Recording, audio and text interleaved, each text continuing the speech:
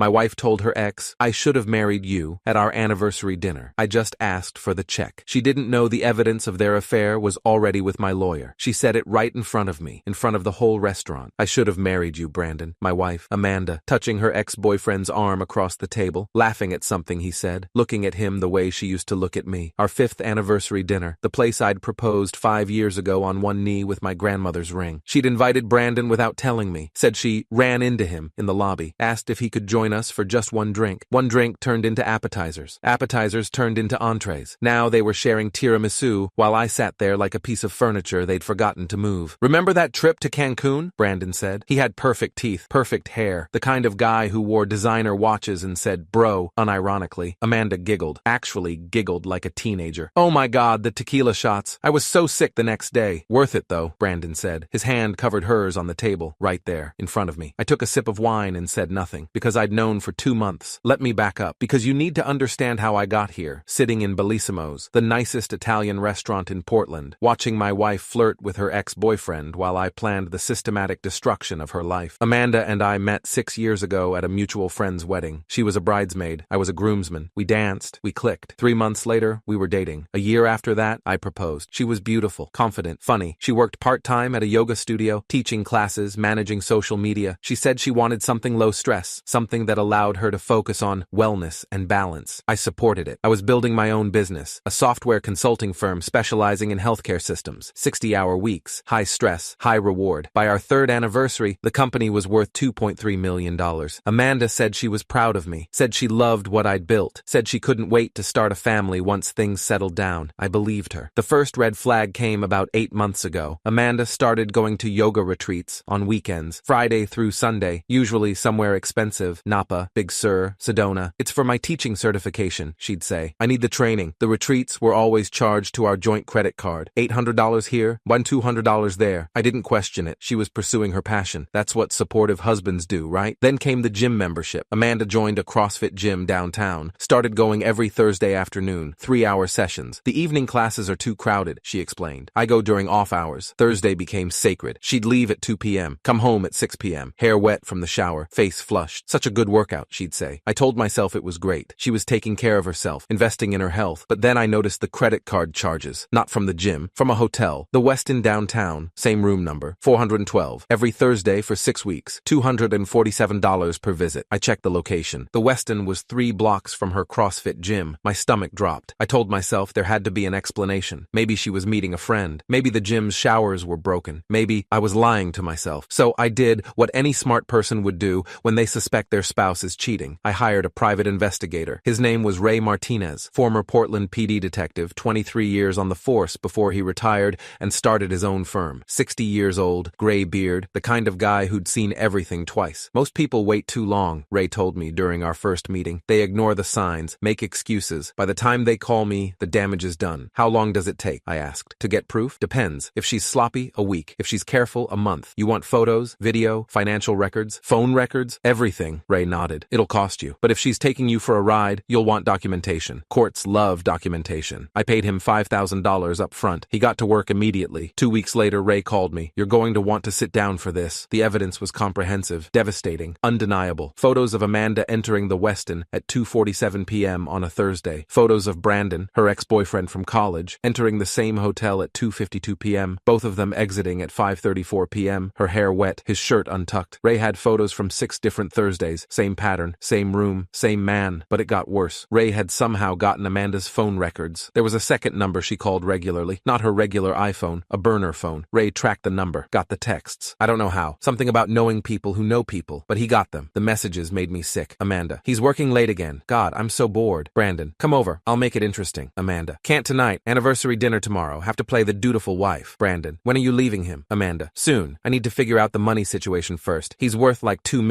I'm not walking away with nothing." Brandon: "Smart girl. Take him for everything." There were dozens more. Messages about how boring I was, how I worked too much, how I was okay in bed but nothing special, how she was only staying for the money. One message stood out. "You should sell the company and we could travel, see the world." Brandon's response: "Say the word. I'm ready when you are." Ray also found her browser history. She'd been researching California divorce law, asset concealment, community property division, how to maximize settlement in a divorce. She was planning to leave me, but first she wanted to clean me out. I sat in Ray's Ray's office, looking at the evidence spread across his desk, and felt nothing. Not rage, not sadness, just cold, calculated clarity. What do you want to do with this? Ray asked. I want to destroy her, I said quietly. Ray smiled. It wasn't a nice smile. Then let's get you a good lawyer. I hired Jennifer Kwan, 47 years old, partner at Morrison & Associates, 20 years of experience in high-net-worth divorces. Ray recommended her, said she was ruthless. You have a prenup? Jennifer asked during our first meeting. Yes. Did she read it before signing? I thought back to our wedding planning. Amanda had barely glanced at the prenup. It's just a formality, I'd told her. My lawyer says we need it for the business. She'd signed it without reading, trusted me, or more likely didn't care because she wasn't planning to need it. What does it say? I asked Jennifer. Jennifer pulled out the copy I'd provided, flipped to page 7, read aloud. In the event of dissolution of marriage due to infidelity on the part of either spouse, the cheating party forfeits all claims to marital assets acquired during the marriage, including, but not limited to, real property, business interests, retirement accounts, and vehicles. The cheating party will receive only assets they brought into the marriage. How much did she bring into the marriage? Jennifer asked. About $8,000, her car, some furniture. Jennifer smiled. Then that's all she leaves with. Plus, we're in a no-fault state, but this prenup was voluntarily signed. If we can prove infidelity, and with Ray's evidence we can, she's done. What about alimony? The prenup waives alimony in cases of infidelity. She gets nothing. How long will this take? We file tomorrow. She'll be served within 48 hours. If she tries to fight it, we bury her with evidence. My guess? She'll fold within a month. I want to make this public, I said. Jennifer raised an eyebrow. Public how? Her parents have been funding her yoga studio, paying her rent on the space, $2,500 a month. I want them to know what she's doing. That's your call. Legally, you're allowed to tell whoever you want. And Brandon, he's engaged, getting married in 3 months. You want to tell his fiancé? I want to send her everything. Photos, texts, all of it. Jennifer leaned back in her chair. Marcus, I need to ask, is this about justice or revenge? What's the difference? Justice is what happens in court. Revenge is what you do outside it. I can help you with justice. Revenge is on you. I thought about that. About Amanda laughing in those texts, calling me boring, planning to rob me. About Brandon calling me a mark. Both, I said. I want both. Jennifer nodded. Then let's get started. We filed the divorce papers on Monday. Jennifer drafted them personally, cited irreconcilable differences, the standard language, but attached Ray's evidence as exhibits. Exhibit A through Exhibit M. Photos, texts, hotel receipts, all of it. The process server was scheduled to deliver the papers on Thursday evening, the same day as our anniversary dinner, but I had something else planned first. I called Amanda's father, Tom. He'd always liked me, called me son, welcomed me into the family. He was the one paying for Amanda's yoga studio, an investment in his daughter's entrepreneurial spirit. Tom, I need to talk to you about something serious, I said. We met for coffee that Wednesday. I brought printed copies of everything, the photos, the texts, the hotel receipts, his credit card statements showing he'd been paying for Amanda's studio while she was using our money for hotel rooms. Tom went pale, then red, then pale again. Jesus Christ, he whispered. I had no idea. I'm filing for divorce tomorrow. I wanted you to hear it from me first. Marcus, I'm so sorry. I raised her better than this. I thought, his voice cracked. I thought she was happy. She was. With my money and her boyfriend. Tom looked at the photos again, shook his head. I'm cutting her off. The studio rent, everything. If she wants to live like this, she can fund it herself. I appreciate that. No. Tom looked at me. Thank you for telling me. Most guys would just ghost the whole family. You didn't have to do this. You've been good to me. You deserved to know. We shook hands. Tom looked broken. I felt bad for him, but not for Amanda. Next, I called Brandon's fiancée. Her name was Jessica Chen. I found her through Brandon's Instagram. He had it linked in his bio. She posted a lot. Happy couple photos, wedding planning updates. She seemed nice, normal. She didn't deserve what Brandon was doing to her. I created a burner email account, sent her everything. Photos, texts, hotel receipts, a brief note. I thought you should know who you're marrying. I'm sorry. A friend. She responded an hour later. Who is this? I replied. Amanda's husband. I'm filing for divorce tomorrow. I thought you deserved the same information I have. She didn't respond again, but I saw her Instagram story change. The happy couple photos disappeared. The wedding countdown vanished. Good. Thursday came. Anniversary dinner. I'd made reservations at Bellissimo's 3 months ago. The place I'd proposed. Romantic, expensive, perfect. I wore my best suit. Amanda wore a black dress I'd bought her for her birthday. You look beautiful, I told her in the car. Thanks. She was on her phone, texting someone, smiling at the screen. We arrived at 7 p.m. The hostess led us to our table, a corner booth with a view of the city lights. This is nice, Amanda said. She barely looked at me, still on her phone. I ordered wine, appetizers, made small talk she barely engaged with. At 7:23 p.m., Amanda's eyes lit up. Oh my God. What? Brandon Rivera. I haven't seen you in forever. I turned. Brandon was walking toward our table. Perfect hair, perfect teeth, smug smile. This wasn't a coincidence. Hey, Amanda, Brandon said. He hugged her, right there, in front of me. What are you doing here? Anniversary dinner, Amanda said. She didn't introduce me. No way. Congratulations. Brandon glanced at me. You must be the husband. Marcus, right? right, Marcus? I said. Cool, cool. Hey, you guys mind if I join you for a drink? I'm just meeting some friends later. Amanda looked at me. Do you mind, babe? I smiled. Not at all. Brandon pulled up a chair, ordered a whiskey, started talking to Amanda like I wasn't there. And that's when I realized this was planned. She'd told him where we'd be, told him to run into us. This was her testing the waters, seeing if I'd say something, if I'd fight back. I didn't. I just sat there, watched them flirt, watched her touch his arm,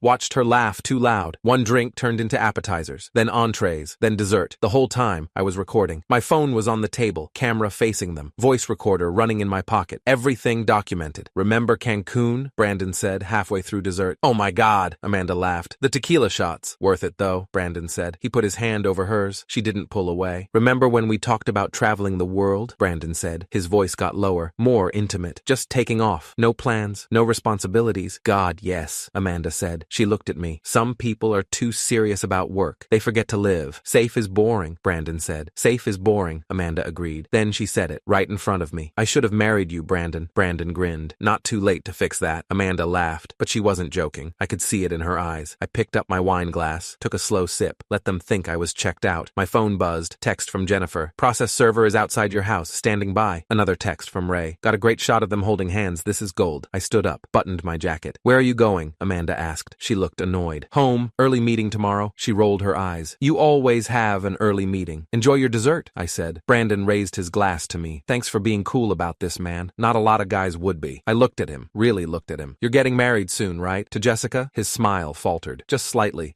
Yeah, 3 months. Congratulations. She seems really nice. From her Instagram. Amanda's face changed. A flicker of confusion. Wait, how do you— Have a good night, I said. I walked toward the exit. Marcus! Amanda called after me. Why are you being weird? I didn't turn around. I sat in my car in the parking lot, waited, watched the restaurant entrance. At 9:47 p.m., my phone buzzed. Jennifer, she's been served. Has the papers. Ray. Brandon's phone is blowing up. Someone told his fiancée. I watched the restaurant door. 3 minutes later, Amanda came running out, phone pressed to her ear. Her face was red, panicked. Brandon followed 30 seconds later, also on his phone, also panicked. They stood in the parking lot, both screaming into their phones, both realizing at the exact same time that their perfect plan had imploded. Amanda saw me in my car. She ran over, pounded on the window. You bastard! She screamed. You filed for divorce? You sent evidence to my parents? What the hell is wrong with you? I rolled down the window halfway. Happy anniversary, Amanda. I held up my phone, showed her the video I'd been recording all night. Every word, every touch, every insult. My lawyer says this helps with the prenup enforcement, I said calmly. The one you signed without reading. The one that says cheaters get nothing. Her face went white. The prenup. No, you said it was just a formality. It was. Formal protection against exactly this. I started the engine. Oh, and your dad canceled the lease on your yoga studio. Turns out he doesn't fund cheaters. You can't do this. I'll fight it. You'll what? Tell the judge you weren't cheating? I've got 2 months of evidence that says otherwise. I shifted into reverse. Enjoy the walk home. I'm keeping the car. It's in my name. Brandon was still on his phone, still trying to salvage his engagement. Jessica wasn't answering. Amanda slapped my car. You recorded us without consent. That's illegal. Oregon is a one-party consent state for recordings, I said. I was part of the conversation. Completely legal. My lawyer checked. I rolled up the window. Amanda was screaming now, making a scene. Other diners were coming outside to watch. Brandon tried to calm her down. She shoved him. This is your fault, she yelled at him. You said he was stupid. You said he'd never find out. I never said that. You called him a mark. People were filming now. Phones out. This would be on social media by morning. Perfect. I drove past them slowly. Watched them turn on each other in my rearview mirror. Watched her push him again. Watched him yell back. My phone buzzed. Jennifer, this video is perfect. She's done. We'll have this wrapped up in 3 weeks. Ray, Brandon's fiancée just changed her relationship status to single. He's screwed too. Tom, Amanda's dad. I'm so sorry, son. I can't believe she did this. You deserve better. I smiled, turned up the radio, and drove home to change the locks. The next 72 hours were beautiful chaos. Friday morning, Amanda tried to come home, found the locks changed, called me screaming. You can't lock me out of my own house. It's my house, I said calmly. Check the deed. My name, not yours. The prenup covers this. I have rights. You have the right to hire a lawyer. I recommend you do that. She called Jennifer's office 12 times that day. Jennifer's assistant told her the same thing every time. All communication must go through your attorney. Amanda didn't have an attorney yet. She couldn't afford one. Her dad had cut her off. Her yoga studio income was barely $1,800 a month. She'd been living off my money for years. By Friday afternoon, she'd retained someone. Public defender type. Overworked. Outmatched. Jennifer sent me the message. Her lawyer just called. Wants to negotiate. I told them we don't negotiate with cheaters. Trial in 3 weeks. But it got better. Amanda's mother called me. Linda. She was crying. Marcus, I'm so sorry. I had no idea. Tom showed me everything. I'm heartbroken. I know, Linda. I'm sorry you had to see those. Don't apologize. You didn't do anything wrong. Amanda did, and I'm ashamed of her. Linda had always been kind to me. This wasn't her fault. Can I ask you something? Linda said. Those yoga retreats she kept going on, were those? Probably, I said gently. Ray found hotel charges in Napa and Big Sur on the same weekends. Linda started crying again. I asked her about those trips. She said she was finding herself, becoming a better person. She was finding Brandon. I can't believe I raised someone like this. You didn't raise her to be like this. She chose this. We talked for an hour. Linda kept apologizing. I kept telling her it wasn't her fault. By the end, she said something that stuck with me. Tom and I are getting our wills updated. Amanda's not getting a cent. She made her bed. Brandon's situation was equally catastrophic. Jessica, his now ex-fiancée, had taken the evidence I sent her and forwarded it to Brandon's family, his mother, his father, his siblings, his best man. She'd also posted a cryptic Instagram story. When you find out your fiancé isn't who you thought he was. Thankful for people who tell the truth. Brandon's comment section exploded. Friends asking questions. People speculating. Brandon posted a defensive response. People spread lies when they're jealous. The truth always comes out. Jessica responded publicly. You're right. The truth did come out. In photos, in text messages, in hotel receipts. Have fun explaining that to your mother. Brandon deleted his Instagram by Saturday morning. Ray kept me updated. He had contacts everywhere. Brandon's mother called Jessica personally, Ray told me. Apologized. Offered to pay for therapy. Said she had no idea her son was capable of this. What about Brandon? He's staying with a friend. Jessica kept the apartment, kept the ring. He's basically starting over. Good. Ray laughed. You're cold, man. I like it. I'm not cold. I'm just done being the nice guy who gets walked on. Amen to that. The divorce trial was scheduled for 3 weeks out, but Amanda's lawyer called Jennifer on day 12. My client would like to settle. Jennifer put her on speaker. On what terms? Ms. Rivera believes the prenup is unconscionable. She'd like to renegotiate. No, she's entitled to community property, not according to the prenup she signed, not according to Oregon law, not according to the infidelity clause she triggered. Mr. Davidson recorded her without consent. Oregon is a one-party consent state. He was part of the conversation. Completely legal. We've been over this. Silence on the other end. Then, what does your client want? Nothing. The prenup is clear. Ms. Rivera leaves with what she brought into the marriage. $8,000, her car, some furniture. That's it. That's not fair. Fair? Jennifer's voice went cold. Your client spent 2 months in hotel rooms with her ex-boyfriend, on my client's dime, while planning to rob him in divorce court. You want to talk about fair? More silence. We'll see you in court, Amanda's lawyer finally said. Jennifer hung up, turned to me. She's going to fold. Give it 48 hours. Jennifer was right. 2 days later, Amanda signed the settlement. Everything went to me. House, cars, business, retirement accounts. She got her $8,000 savings, her 10-year-old Honda Civic, and a futon. No alimony, no spousal support, no do-overs. The judge signed off on it without comment. It was over. A month after the divorce was finalized, I ran into Amanda at a coffee shop. She was with a friend. She saw me and went pale, tried to turn away. Amanda, I said. She stopped, turned, looked at me with something like fear, or maybe shame. What? She said. How are you doing? She laughed, bitter. How do you think? I'm living with my friend Shauna, working at the yoga studio for minimum wage. My parents won't talk to me. My life is ruined. That's unfortunate. Unfortunate? You destroyed me. You took everything. I took what was mine. You tried to take it first. I just got there faster. Her friend pulled her arm. Come on, Amanda, let's go. Amanda yanked away. You're so cold, so calculated. I never knew you were like this. Like what? Someone who doesn't let himself get robbed? I loved you. No, you loved my money. You loved the idea of me, but you didn't love me. That's not true. Then why were you in hotel rooms with Brandon? Why were you planning to leave me? Why did you tell him I was boring and you were only staying for the money? She had no answer. That's what I thought, I said. I picked up my coffee. Good luck, Amanda. I hope the next guy does a better job of keeping you interested. I walked out, didn't look back. Her friend caught up to me in the parking lot. Hey, she said. I'm Shauna, Amanda's friend. Hi. Look, I know this is weird, but I need to tell you something. Amanda's been trashing you to everyone, telling people you were abusive, that you controlled her money, that you isolated her from friends. My jaw tightened. She's lying. I know. I saw the evidence. She showed it to me trying to get sympathy. But dude, the texts were brutal. She was planning to rob you. I told her I couldn't support that. We're not really friends anymore. Why are you telling me this? Because if she's telling these lies to our mutual friends, she might be telling them to other people, employers, dates, anyone who will listen. You should document it. Protect yourself. Thank you. Shauna nodded. You deserve better than what she did to you. She walked back inside. I stood there for a moment, processing. Then I called Jennifer. Amanda's spreading lies about me, saying I was abusive. Do you have proof? Not yet, but I have witnesses. Get statements, emails, texts, anything she's saying in writing. If she defames you, we'll sue her for that too.